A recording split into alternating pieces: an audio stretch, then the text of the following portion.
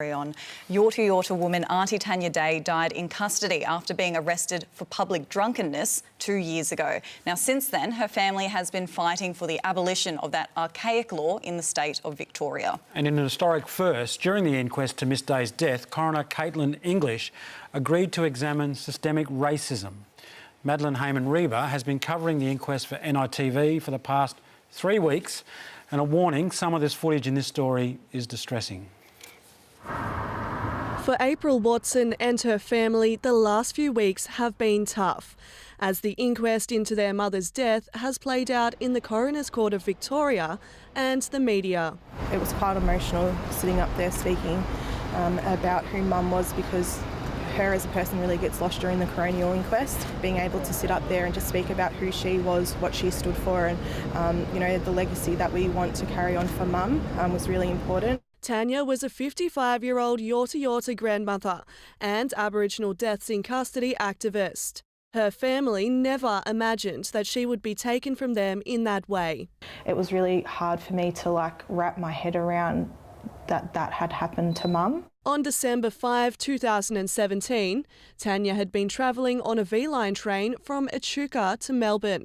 She was visiting her youngest daughter Kimberly, who was then pregnant with her first child. She'd been drinking on the train when she fell asleep and was later awoken by conductor Shane Irvine. She failed to produce a ticket, so he called for police to attend to the next stop of Castlemaine train station. Rather than take her to a hospital, the attending Victoria police officers chose to arrest Tanya for public drunkenness. At that time, we didn't actually think that anything was wrong because of what they were saying. They said that everything was okay, that she was safe. You know, they made out like they were checking on her constantly, and that, you know, when she was, you know, sobered up, that they were going to put her on a train back to Melbourne. You know, none of us were close enough to get Mum within that time frame. They said that she needed 4 hours. So, you know, we thought that she was safe from what they were saying. Despite police allegedly monitoring Tanya, CCTV footage from the station shows Tanya Day staggering and falling in the cell. She hit her head 5 times while in police custody, with what is thought to be the fatal blow occurring at 4:51 p.m. It wasn't until 8:05 p.m. that an ambulance was called. We didn't know that anything was wrong. Even when that ambulance was called, they didn't tell us that, you know, your mum's had a serious fall. They actually used the words, she's had a knock to the noggin. So again, didn't think that when we walked into that room that we were going to see her in the state that she was in. And the first thing that we had noticed was the bruise on her head, and that what they said wasn't true at all. And I immediately thought that something had happened to her while she was in that cell.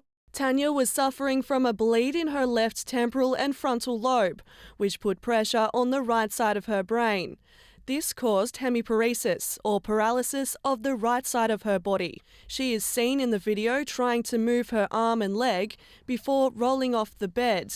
Tanya died in hospital 17 days later. Even when we were in court and we were watching the footage, that's all I kept thinking, was this when she was worried about this, or was she worried, you know, when we were going to come pick her up?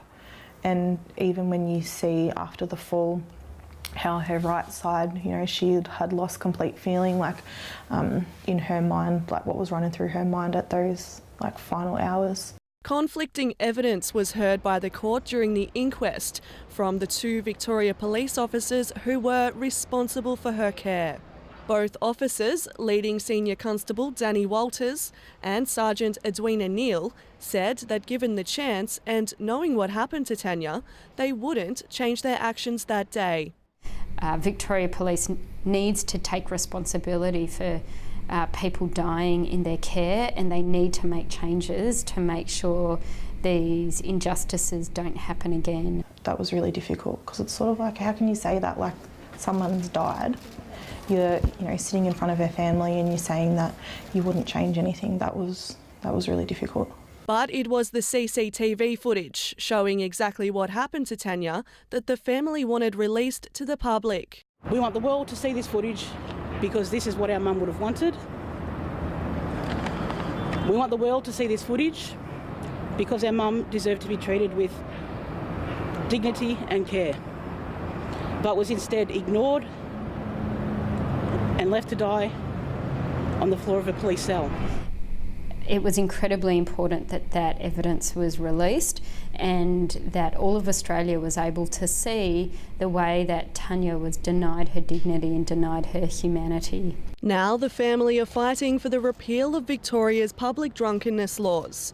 This was something that was recommended following the Royal Commission into Aboriginal deaths in custody close to 30 years ago, but it was never implemented in the state of Victoria.